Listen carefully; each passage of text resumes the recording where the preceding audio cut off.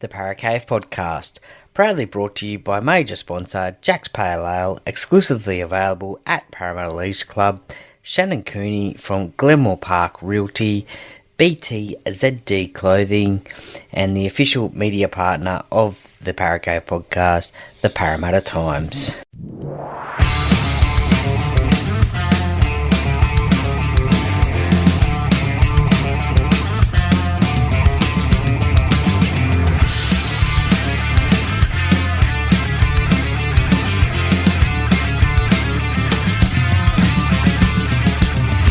Welcome to another episode of the Paracave Podcast. And now over to your host, Troy Warner, broadcasting live from the world-famous Paracave. All right, welcome back to the Weekend Sports Wrap. So you're here with the Duckman again. All right, we've got Troy Warner on now from the Paracave Podcast. Troy, how are you going? Going fantastic, Duckman. It's Indigenous Round this week in the NRL, coming off the back of Magic Round, which was last weekend. So, look, the Parramatta Eels, my team, didn't do too well up at Magic Round, so I'm hoping they can bounce back this week. But, yeah, going good. Yeah, so they're coming on. Everything looks good. So you're up at Magic Round. Did you enjoy the experience? Was it good for everybody? Oh, yeah, absolutely. Brisbane, I think, is the place for Magic Round to be held, and during the week it was announced that for another 3 years it is going to be up in Brisbane. So, look, there's just a great vibe up there. There's a lot of retro jerseys being worn by all clubs, a lot of Western Reds jumpers, North Sydney Bears jumpers, old Parramatta jumpers, so yeah, some great retro jumpers, and look, everyone was just in a happy mood. The football was good. There was only one blowout game, and unfortunately that was my Parramatta Eels getting flogged, but other than that, there were some really competitive games across the weekend, and nearly 150,000 people attended the 3 days, so it was great to be up there and see the Queensland Rugby League family up there that I catch up with, and pretty much every major rugby league supporter, and yeah, it was just good. It's good vibe, and if you can next year, get yourself up there and enjoy it. Yeah, be trying to do that. So you're going to get some GoFundMe pages happening for different stuff next year. So we definitely need to want to go to Las Vegas if that can happen as well. So people want to get me there, want to get me to the UK so I can tell everyone what's going on the ground. It will be very good, I can tell you. It'll be very interesting, some of the feedback we come back with as well. So that's going to be Project 2025, get me and Troy up to Magic Round, into Las Vegas and all this sort of stuff as well. So yeah, Sounds good. Sounds good. I'll be in that. There's a little bit of a strong rumour that Parramatta might be over in Las Vegas in 2025. That announcement, I think, of the 4 teams that will be playing will be soon, I think, in the next, at least in the next month, I think I heard. Absolutely. So Brad Arthur getting sacked, you happy or not happy with Brad Arthur getting sacked? Personally, I don't like the way it was done. So, you've got to sack someone at some time. So, normally it doesn't end well for coaches. You either get sacked or you walk. Well, he didn't get to do that, so he got sacked. I just think if they were thinking about doing it earlier, they perhaps should have, chat to other coaches, whatever. But give the guy the grace to let him know, we're going to let you go, right? You're not hitting the KPIs. So, I'm pretty sure that Gold Coast did that with Justin Holbrook. We're letting him know, you're not hitting it, and then they pulled the trigger quickly too. So that way they did that. It's not good. I'm not sure that Trent Barrett is going to get a better result. If he was on the coaching team and helping Brad Arthur, how does Trent Barrett manage to avoid any mud here? Yeah, so I was at Brisbane Airport on my way home from Magic Round when I found out the news of Brad Arthur's sacking, and look, I must state that I am a Brad Arthur fan, but I did say at the start of the year that if Parramatta failed to make the finals this year, I did think that Brad would be under a lot of pressure to retain his job. The Parramatta board have obviously thought differently, and look, as you said, it was probably not handled the best way in my opinion anyway as well. We did see the CEO and the chairman, I believe, come out on the Tuesday, have a press conference, and had been saying that I think it was May 1 that they made their decision, and May 2 that they were talking to Wayne Bennett. So that's given Brad an extra 3 weeks, and in my opinion, if you're going to sack someone, you don't give them 3 weeks to run. If you're going to sack someone, you do it there and then, but not to lead them on for 3 weeks and then just suddenly do it. As I said, I thought he would have had the year out, and then depending on results, whether he would have gone on in 2025, because he had a year to go on his contract. So, look, it was a very wishy-washy.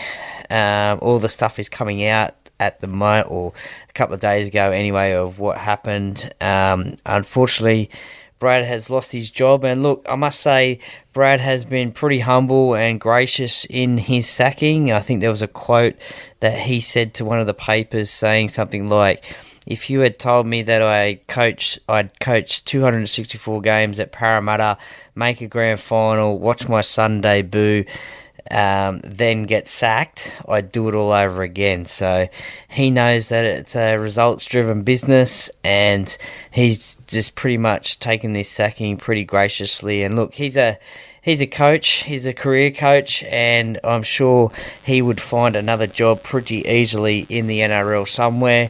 It's probably not ideal timing for him, because he did celebrate his 50th birthday on Tuesday as well. Yeah, Timon's up their backside at the moment. Parramatta has no good way to do that. But from chatting to Wayne Bennett, from what I've heard about what happened with Wayne Bennett, was Souths were chatting to Wayne Bennett last year. So when they had a bad run, so they had Jason Demetriou in the loop until they knew they could get Wayne Bennett. Once they knew they'd get Wayne Bennett, Jason Demetriou was gone. They're hoping he might be able to just continue on, but they were just too far off the mark, right? So whereas Parramatta are not too far off the mark, they weren't that far from it. I'm not sure Trent Barrett's going to be able to turn it around enough for him this year. Trent Barrett will be hoping he gets the job. I can't see how he'll get it. You've got to be looking at Michael Maguire, Jason Riles, some usual suspects there. Anthony Seibold now, but he's got some pressure too. There's a few around. People have chucked in the English coach too. They reckon he might be a bit of a smoky. Could actually be a half decent opportunity too. I can't remember his name off the top of my head now. I think that's Sean Wayne, former Wigan coach. He has won 3 grand finals over there, and also a Challenge Cup as well. So I was actually thinking about that today, as you mentioned, a few people had mentioned his name. So I looked into his coaching record, and I thought, off the top of my head, I thought, look, maybe an English coach, English successful coach is the way to go. Someone who isn't in the NRL, maybe he might have some new ideas. As you mentioned before, Jason Riles, have mentioned Michael Maguire. A couple of days ago, Billy Slater was allegedly interested in the job as well, but he has since, I think, come out and said that he's just concentrating on Queensland at the moment, so I don't think he's got an interest in the job. Would you look at someone like John Morris, who was at Cronulla, and he did an all right job at Cronulla before Fitzgibbon came in there? His name has been mentioned as well, played at Parramatta as well. A few people have said, do you need a Parramatta person to be in charge? Names like Nathan Kalis, Luke Burt have been mentioned as well. Look, John Morris, as you said, he did an all right job at the Sharks when he was in charge. Has been an assistant at South as well over the last few years. And look, I think, Yeah, he could be a good candidate. I don't think he's rated pretty highly on the list of contenders. I think you'll find that Michael Maguire and Jason Riles, they're probably the highest ones rated up there. But there's also names like Josh Hannay as well that's been mentioned. So, look, there is a few out there, but it's a very big decision for Parramatta moving forward because they need to make the right decision because this is about the future of their club as well, and they want to win a premiership. So whether that means that they get a coach, an experienced coach who has been there, done that, like Michael Maguire, who's won a premiership with South Sydney, also won a competition over in England, maybe that is the way to go, and maybe not a rookie coach. So in saying that, the Melbourne Storm, they do have big raps on Jason Riles as well, because he looks like he would be the successor to Craig Bellamy when Craig finally decides to retire. He's going around again next year, so I'm not too sure how Jason feels about that, to wait another year. But if someone like the Melbourne Storm rate him pretty highly, well then he come pretty well recommended. Yeah, I reckon he'd do a pretty good job. John Morris could do it right. Justin Holbrook, I would have thought, was in the mix, but he's pretty much been scrubbed out because he's at the Roosters, and his succession plan will be ultimately to take over Trent Robinson when he gets sacked, because he's not doing a particularly good job either. So it won't be there forever, right, Trent Robinson? They didn't put Justin Holbrook there by accident at the Roosters. So, but he's pretty much out of it, right, because of his position. So I think it'll come from someone like that. If I was Jason Riles, I would wait where I'm at Melbourne, because I think they're probably in a better position to work with, although you've got more room to develop and build something at Parramatta. So, but Parramatta want a coach that can turn up and get the job done now. So Wayne Bennett would have been worth paying $500,000 extra than what the Rabbitohs offered him. So yeah, to get him 100% for sure. He would have been perfect to obviously come to the club. But I guess at the end of the day, he did come out and say that he had unfinished business at South Sydney, and he wanted to go to South Sydney to obviously win a premiership there. He feels that he can do that. I think if you look at the two different playing rosters, I think South Sydney, they're a bit of an ageing squad, as well as Parramatta in a few positions as well. But I think you would probably have more chance at Parramatta to win a premiership than South Sydney. So that was Wayne's decision in the end. Yeah, I would think so. I would have thought there's more work you can do with Parramatta. Like South, he's going to have to rebuild it, right? It's like Cody Walker. People talking about him playing State of Origin for New South Wales. I don't know how. Didn't play a good game for South against the Warriors. So, and it's happening more often now. So he's just starting to be on the slide. Wayne Bennett, $1 million contract, 3 years for South. Would you have signed him? He's 74. So he's got 3 years on the deal. He's good enough, but would you sign him for 3 years? Oh yeah, absolutely. I think if Wayne came knocking, or you went knocking on Wayne's door and you wanted him to coach, well, you get him at your club if he wanted to come, if you wanted him there, and a 3-year deal. That's generally about how long he does contracts these days. I mean, it's only 2 years up at the Dolphins, although he did have a year in preparation in that year off from coaching after South Sydney. So in getting the club set up, the Dolphins set up. So look, he's back at South Sydney now, or next year in 2025. But yeah, definitely I would have asked the question if he wanted to come to Parramatta for sure. I mean, he's won 7 premierships, I think now.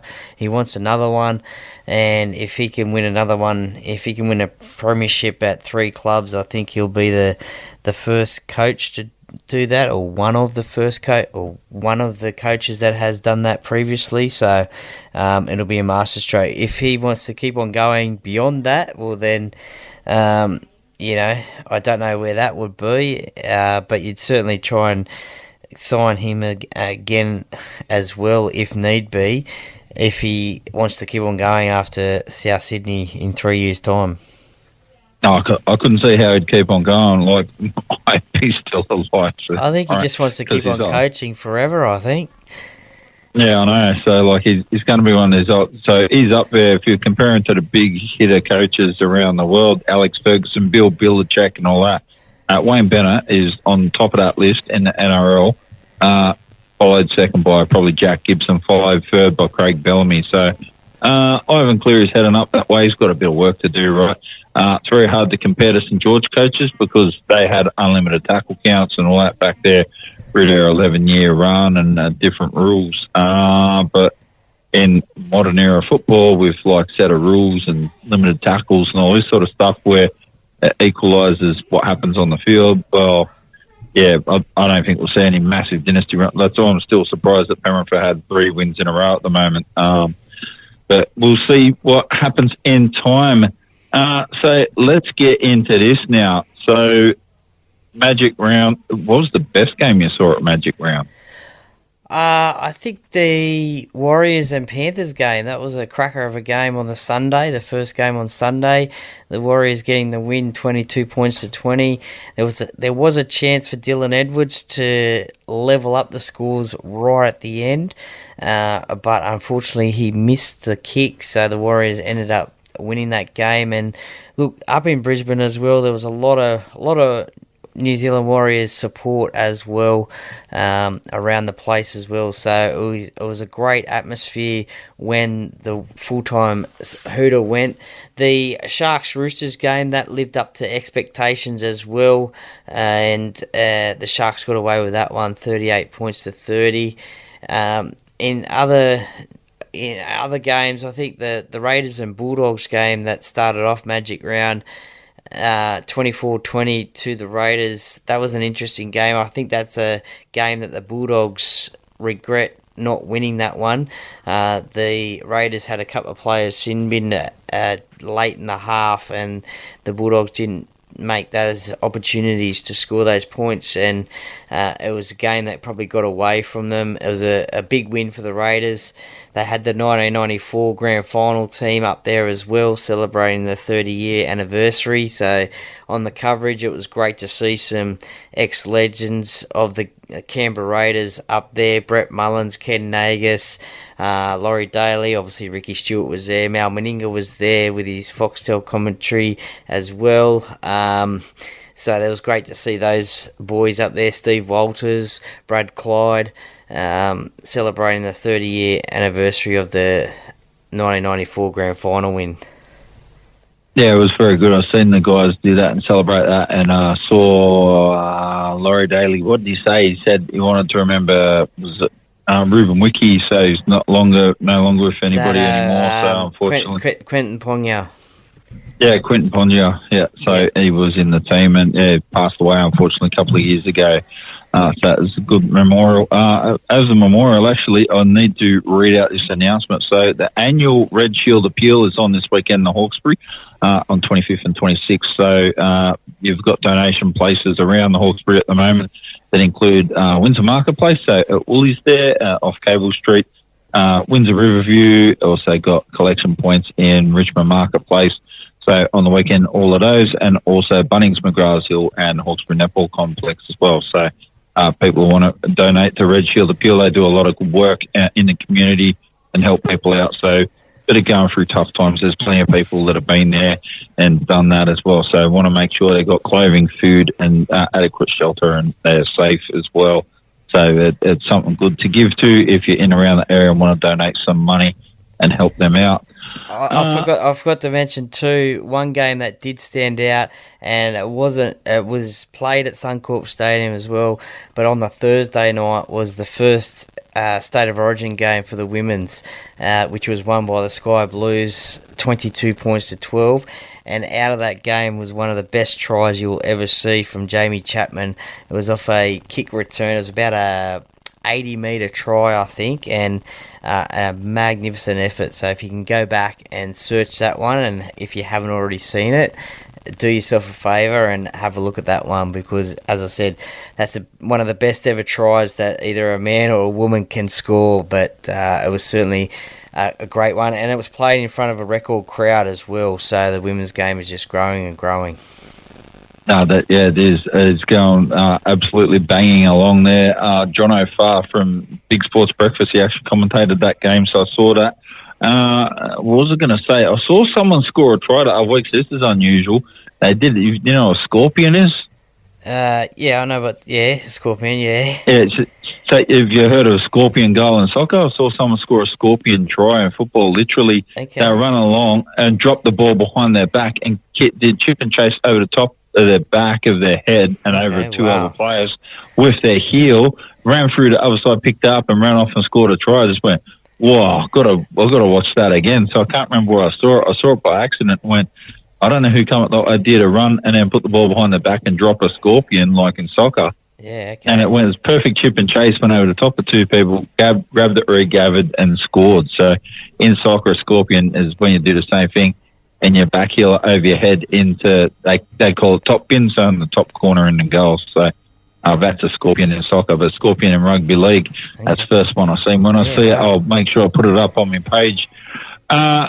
Yesterday, Bulldogs took on the Dragons, so I was at TAFE when it was happening. 12-6 at halftime it was 12-0 to the Dragons, actually start off with, then 12-6 at halftime. They got pumped 44-12. They rolled over and the Bulldogs absolutely smoked them. Yeah, wow, unbelievable. I tipped the Dragons in this one, and at halftime it was looking good. I don't know what happened at halftime to the Dragons, but they just absolutely came out and got smashed. They didn't score a point in the second half. Jack Bird unfortunately did suffer a injury to his ankle, a syndesmosis injury, I think it was. So the results will come out with that one, and Saleh as well, I think it was. So the Dragons were down a couple of players, but the Bulldogs, they just really turned it on. Matt Burton, Jamin Salmon got a double, Steve Crichton, Matt Burton got a double, Steve Crichton, Jacob Carraz got a double as well. So some players there putting in their origin rehearsals, I guess, or putting their in the spotlight for origin selections. Obviously Matt Burton trying to get into that squad as well, either as a 5'8" or a centre. Certainly had a great game there, but look, the Bulldogs, that's probably, I think that's the biggest win of this year, and against a rival in the Dragons. And look, they're going all right. As I've said many times before, they are the most improved side of 2024. And look, they're in ninth spot. They're sitting on 12 points. They're equal with the Roosters on 12 points as well in 8th spot. So look, they're going all right, the Bulldogs. I don't think they'll make the 8, but they're certainly giving some sides some headaches, and the Dragons last night was one of them. So I don't know. The Dragons are an interesting one because they sort of have a good game one week and they get the win, and then the next week they start off all right and then they end up, for whatever reason, in the second half falling away and losing it. So a little bit of work for them to do, but they certainly have improved this year under Shane Flanagan from last year. Oh, they have, yeah. They're more competitive, and the Bulldogs more competitive too. I think the Bulldogs probably will make the top 8, but if they do, they're only just going to make it right. I think they'll just scrape in, but very, very positive signs this year have turned it around and have been the most improved side. The Cowboys won, well, they haven't won yet, so but they're going to win by the look of this, 32 points to 16. They're up, so they're one of these sides that subscribes to the Dragons' tackling style. They don't like to tackle too much at the moment. Pretty good touch football and can put a lot of points on. If someone can put a lot of points on them back, there's either going to be a lot of points in the game or the Cowboys are going to get rolled at the moment. So here's another coach just under pressure. Both of these guys here mentioned, Todd Payton are chatting about it today. I think if he doesn't make the top 8, he might be getting sacked. And Benji Marshall, as people saying he should be sacked because he's doing nothing with West Tigers. So I think that's a little bit hard at the moment, but how long are you going to sit him there and watch the Tigers sitting at the bottom of the table? I don't know. I don't think they'll be there too long, but with Jerome Luai coming in, they look like they're offloading a few guys. Papa Lee's just gone to Penrith, but they'll replace him pretty quickly. I've got no doubt about that. Yeah, so 32 points to 16 at the moment. Big talking point out of this game. Just before half-time, Valentine Holmes got sin-binned for a hip drop tackle, so I'm not too sure how that will hinder his origin chances for Queensland. I've only had a quick look at it, and I didn't think it was a hip drop, but I could be wrong, and I have to have another look at it. But obviously the bunker reviewed it and claimed it was, so he got 10 minutes in the sin bin. Whether he gets a 1 week suspension or 2 weeks, we'll just have to wait and see what happens out of this game. And look, as you said, Benji Marshall. Look, I mean, I think he's got a pretty young roster with a few experienced players in his team. As you mentioned before, he's signed on a 5-year deal, so that's an amazing contract to have for a rookie coach for 5 years, especially at a club like the Tigers. I guess probably maybe a 2 to 3 year deal might have been okay. I don't think he'll be obviously he's under pressure, but I don't think he'll be under pressure to keep his job this year. I think he'll be back again next year. As you mentioned, Todd Payton, on the other hand, a lot of pressure on him. They made the prelim final in 2022, failed to make the finals in 23, and haven't really been setting the world on fire in 24. So it'll be interesting to see what happens with them. This is going to be an interesting period for the Cowboys as well, with Origin just around the corner. They'll be losing a few players to Queensland, and with Tom Dearden looking like he may get the 5'8" spot, with Cam Munster ruled out for the series with that groin injury. Valentine Holmes is another one.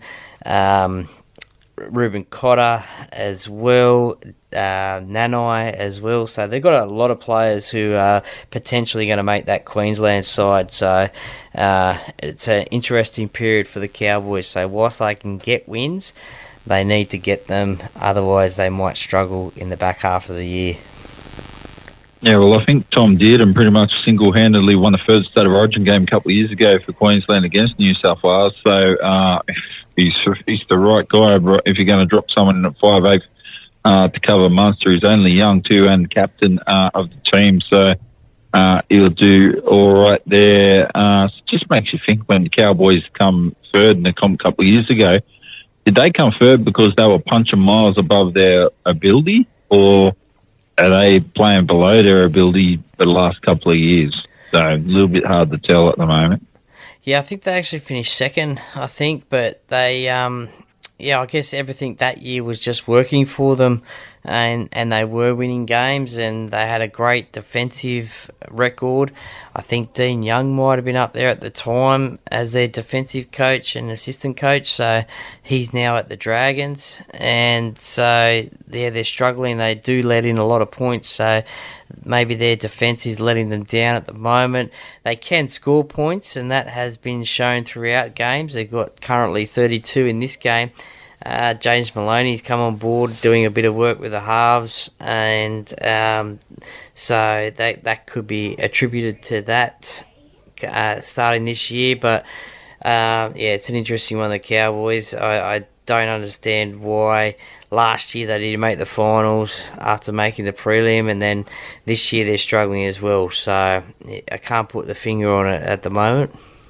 Yeah, that's right. Next side now, so the Seagulls there have seen as in tatters as well is Tom Trbojevic. Wheels falling off the bus. The only good thing is that Melbourne has gone, hold my beer, we'll do you one better, and they took out Cameron Munster. So all the good players, that they're dropping off left, right and centre in all the clubs at the moment. I think there's more players injured on the bench. Could be like an Australian test squad of players at the moment. With Munster and Tom Trbojevic and Cleary, and just stacks of good quality blokes on the bench. Seagulls tonight, but up against the Storm. I think the Storm are going to touch them up pretty hard in Manly. I'll be surprised if they don't. Yeah, look, this is the old infamous Battle of Brookvale that we saw a few years ago.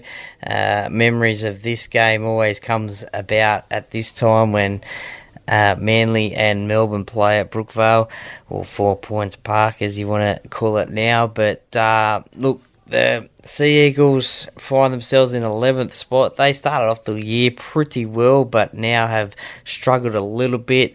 The Storm in 2nd spot. They're just, I guess, going quietly along about their business. Cameron Munster is the massive out for them with that groin injury, which sees him out of the Origin series for Queensland.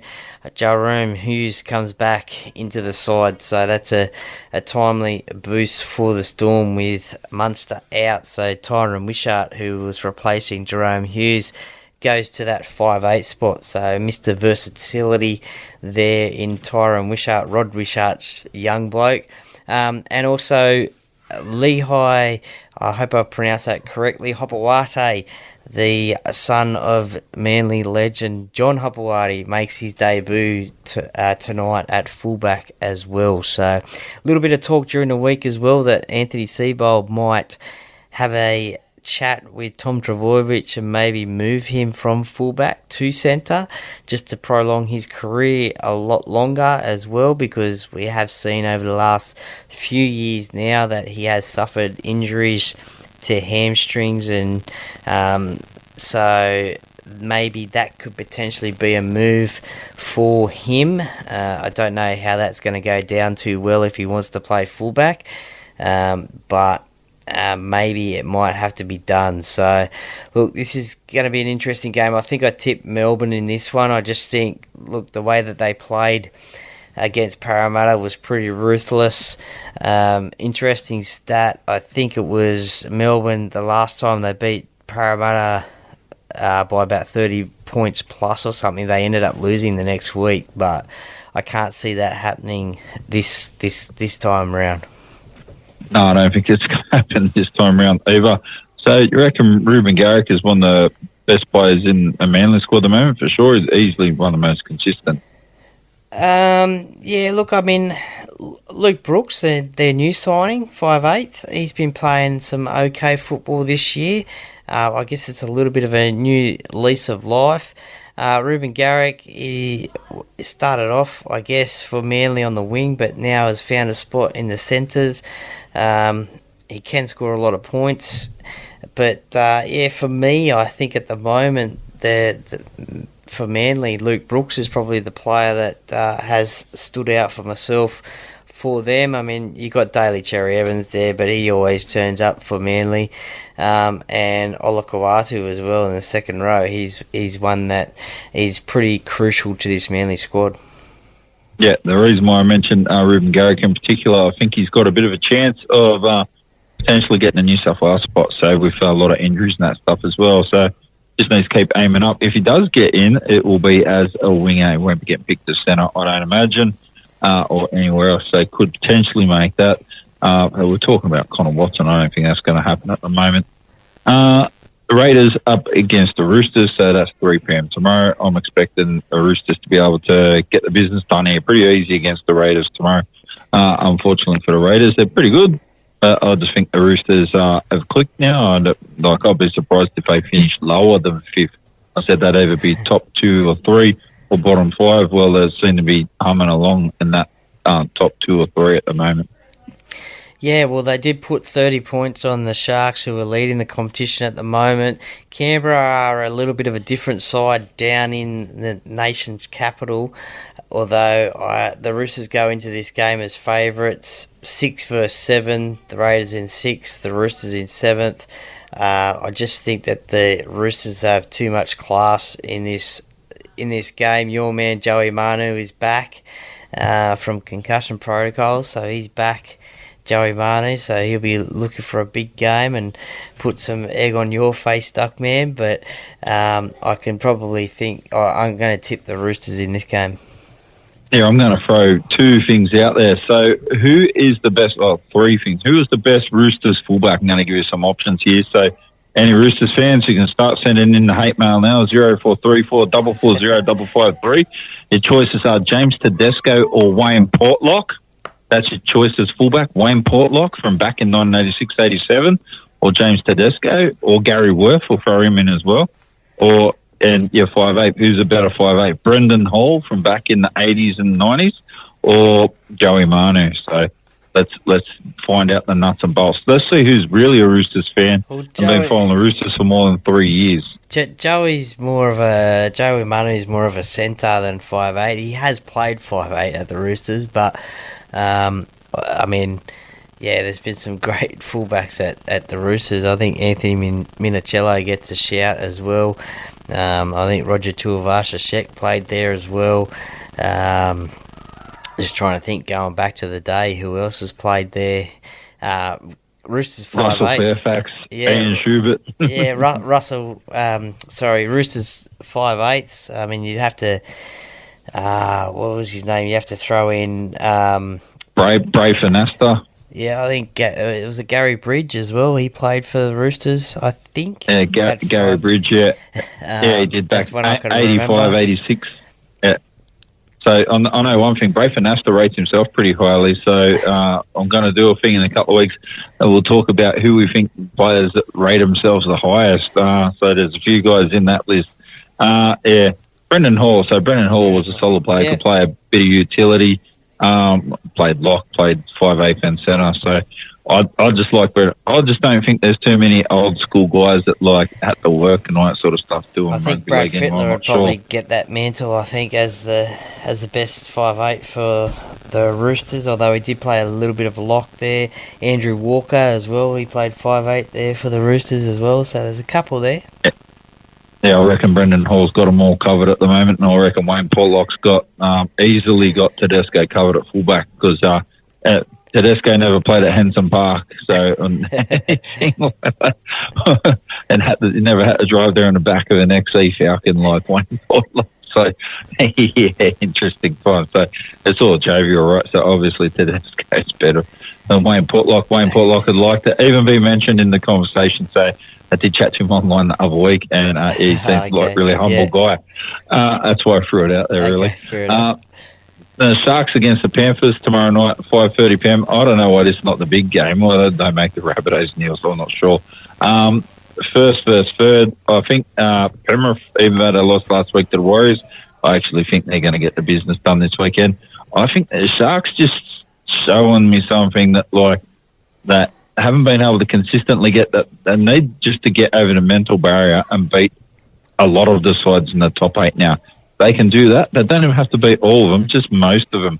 So they're going to be in a lot better position moving into the semis if they can beat Penrith and beat Melbourne than that as well, right? So they're going to be a big competition, and probably the Broncos. You get them, knock them off, and the Sharks probably will have a serious chance of winning the comp this year.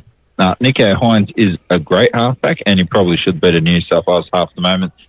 Maybe with Luai, that'll give you options for Matt Burton, where he plays off the bench, centre or 5'8" as well. So, but yeah, Nico Hines is steering them around pretty good. I think Penrith, they're just too consistently good to rule Penrith out this weekend. I am going for Penrith because I think they can probably get the Sharks on the hop and get a bit of a boil over. Yeah, well, this, as you said, is probably the game of the round. First versus third. The Sharks, this is their third big test in a row. Many people had said they had a soft draw, and these 3 games would be interesting to see how they go against these top sides. Well, they've beaten the Storm down in Melbourne. They've beaten the Roosters up at Magic Round, so now they've got to play the Premiers. So this will be an interesting one at PointsBet Stadium, and a game that the Sharks will probably want to get a win because during this Origin period as well, you'll have Nathan Cleary, who probably won't play Origin. So Nico Hines maybe will be the halfback, certainly for game 1, I'd think. And maybe in a few a 5'8" in the other couple of games throughout the series. So it's crucial for them to get these wins, but also crucial for them as well to see how they go against these top sides, and what better test against the Panthers. Good news for them for 2025, they have signed Isaiah Papali'i from the Tigers on a 3-year deal. So some good news for them there. But you're right. I think I can see the Panthers winning this game. I've tipped them, and they also had some news during the week as well. Taylor May has been stood down by the NRL, and Paul Alamotti takes his spot in the centre. So a pretty handy replacement there. But yeah, the Panthers will get this win, I think. I'm tipping anyway. Yeah, I think Paul Alamotti's a decent centre there. That Taylor May has had some domestic violence problems there. That's all we'll talk about that because, innocent until proven guilty, but under the NRL's no fault stand down. This is going to get applied. I think we're going to see a lot more of this, to be honest with you, because people aren't afraid to come out and talk about things that are happening now, particularly women. You want to empower them to be able to speak up if something's not right. I'm not saying that Taylor May is guilty or innocent or anything, but that's just where the NRL's position is. That's my position too, rather not chat about it way too much. I'm going to say that it's happened, and we'll just let the courts decide whether there's guilt or innocence and what happens, and then we'll deal with everything rolling on after that. The next game, Rabbitohs against the Eels. So are the Eels actually trying to show that they can do some things worse than the Rabbitohs at the moment or what? Because the Eels, they've bombed a couple of games I thought they could win this year, and I've tipped the Rabbitohs to beat them because I just think Souths have got the good players right now. Will they aim up? I don't know, but if they do aim up and play their best, they're going to be substantially better, probably than what Parramatta are right at the moment with Parramatta's best players and the change of coach. I'm not sure that Trent Barrett's going to get anything a lot better out of it than what Brad Arthur was doing. Well, interestingly, Trent Barrett has named the same side as last week. They went down to Melbourne. I guess that's only because he's been in the job for, I guess, one day before Team List Tuesday anyway. So I think he's put the players on notice as well that he will make changes if need be moving forward in the next few weeks. A late change has just come in whilst we've been talking. Ryan Madison had been named at second row. He's dropped out of the side. Bryce Cartwright comes off the interchange bench into that second row spot, and Brendan Hands goes onto the bench there. Will the Eels get the win because of the sacked coach bounce back factor? Look, I've tipped the Eels. I think against Melbourne in that first half, they weren't quite that they were there, but they weren't quite, if you know what I mean. It was 16-10 at half time. Just their second half was abysmal, so they'll want to prove themselves in front of a new interim coach moving forward as well, just for their pride and hopefully they can show pride in the Eels jumper, that's for sure. The Rabbitohs, Cody Walker is a late scratching for the Rabbitohs, which is unfortunate. Tiapu takes the halfback spot. He played, I think, last week for the Rabbitohs at halfback. But the interesting one is Jack Whiten comes into the 5'8" spot. Now, a lot of Rabbitohs supporters, I think, have been saying that Jack should get that 5'8" spot and Cody Walker go to halfback. Well, this week it's actually happened. He has been playing in the centre position all season, but now he gets his crack at 5'8". So the Rabbitohs mixing it up a little bit to try and get some success. They've only had one win this year.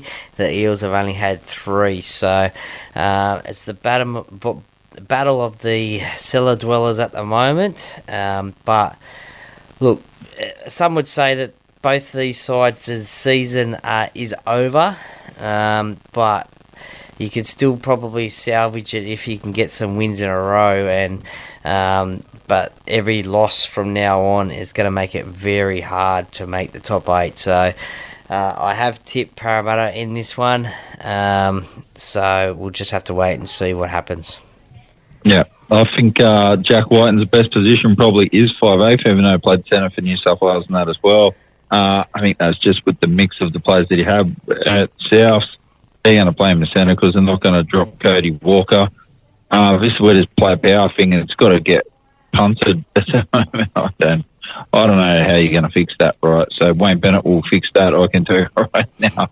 He'll sort that out. There won't be player power. Well, it'll be Wayne Bennett power and the board back and Wayne Bennett to the hilt. So Souths had kind of got the right idea. Unfortunately, Jason Demetrio, as soon as he come out and said, I'd like to give players a fair bit of say here, that was not good for his career. So it's Souths. The Broncos up against the Titans, so that is on Sunday. I'm expecting the Broncos going to win this. They've been pretty good. Titans are not quite there to be 100% consistent all the time.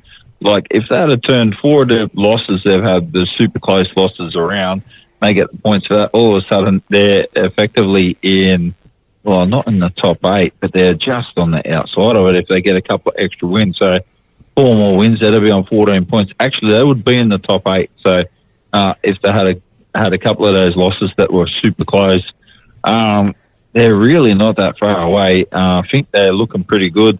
And they just signed someone the other day too for like 3 years or something like that as well. They had AJ Brimson, their fullback. So he signed until 2030, I think it was.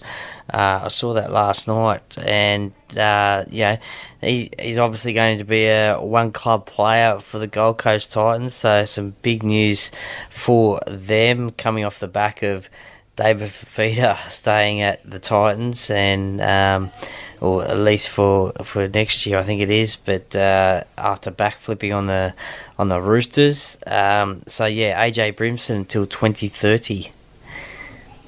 Yeah, so it's a big deal. AJ Brimson is like really the future building around that. Des Hasler will want him fair. I think Des Hasler's done a really good job with them. Like, the big difference this year compared to what they've done in the past, they're still losing games, going down close and still near the bottom. But instead of getting 50 points put on them, other than the first couple of games when they got tapped up this year, they've nearly won every other game they've played in. So they've been pretty good in all of them. Yeah, they've been close, but just not close enough, I guess, in games. They started off the season pretty poorly, then they slowly found their mojo, but were losing games. Then they've had a couple of wins, and against the Warriors and the Cowboys.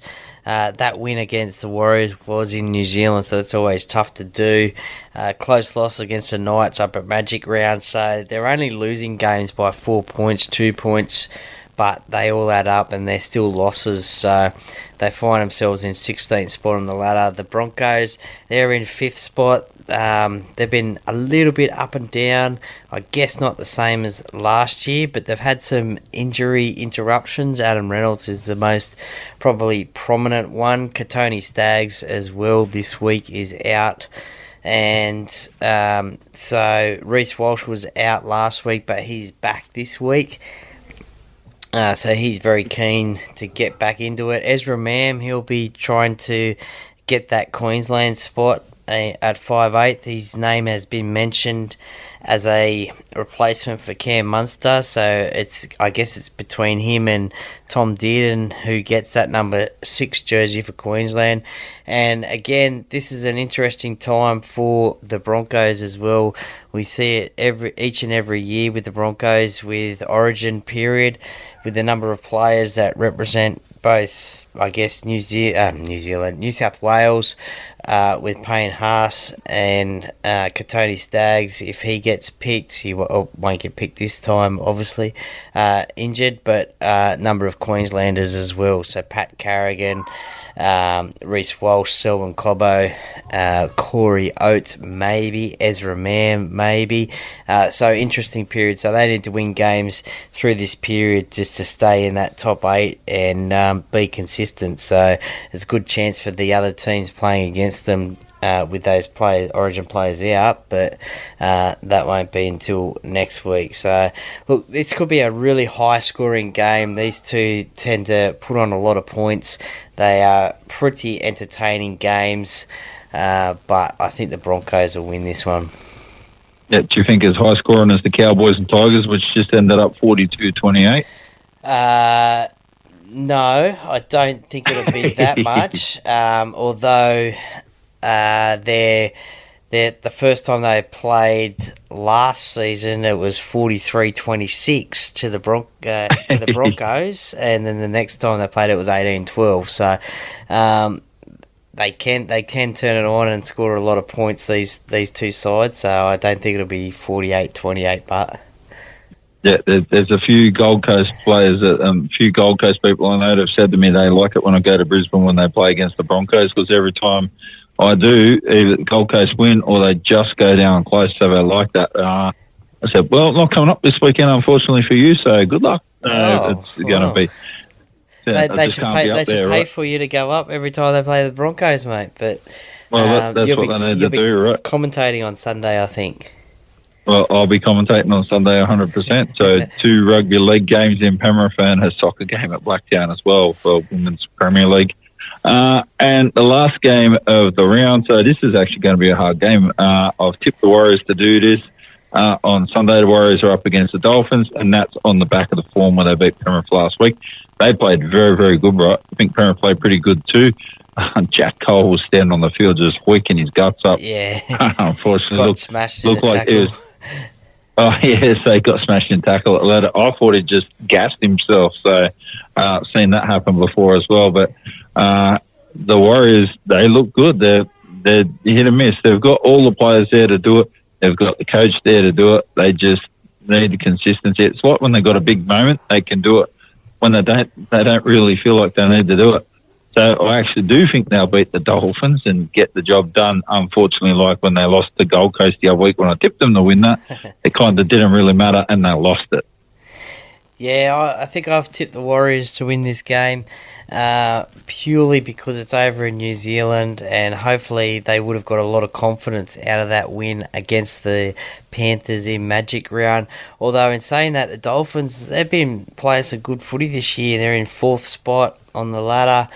Wayne Bennett's got them going well, and they are just playing some good footy, and they're pretty sort of dangerous side at the moment in this NRL competition. Hamiso Tabuai-Fidow, he scored, I think it was 3 tries last week. A few of them were length of the field jobs as well, so he's auditioning for that Queensland probably centre position, I'd say. But they're going pretty well, the Dolphins. But I think the Warriors over in New Zealand, as I said, would have got confidence out of that win against the Panthers, the Premiers, and they're going to be hard to beat. I'm not too sure if the Dolphins have been over in... yes, they have that. Last year they went down over there 30 points to 8 in New Zealand, so it's the second time they've gone to New Zealand, but it's always a tough... That seems to be always a tough road trip going to Auckland, so yeah, I'm tipping the Warriors to win this one. Yeah, I think they'll get the job done. I think the Dolphins are going to start getting used to some life without some players over the Origin period, because they're playing very good still at the moment and sitting in 4th, so they'd have to be absolutely stoked with their position at the moment. Absolutely, definitely punching above their weight, or maybe not punching above their weight. I think some of their players are a little bit underrated because some of the new younger guys coming through. So it's going to be a big weekend indeed. All right, so what do you got on this weekend, Troy, outside of all of that? Well, I've got a game day preview currently out of the South versus Parramatta game. So that's out now. Early on in the week, I did do my take on the Brad Arthur sacking at Parramatta as well, so that one's out as well. And I'll have a replay chat of this one, obviously, coming out. But over the weekend, I'm also going to pick my New South Wales and Queensland sides before the selectors pick theirs. So just to see how close I am as to whether I get them right or not. So I'll have a New South Wales podcast come out and a Queensland podcast come out as well. So they'll come out over the weekend. Yeah, there you go. So look forward to that on the weekend. So, Troy, thanks for joining us tonight. Really appreciate it. Coming in again on the Weekend Sports Wrap, and we'll have a chat again next Friday night. Enjoy your footy, and I'll chat to you over the weekend sometime, no doubt. No worries, Duckman. Thank you very much for having me once again. And listeners, enjoy your footy over the weekend, and hopefully your team can get a win, and we'll chat next Friday. Absolutely. Thanks, Troy. Thanks, Duckman.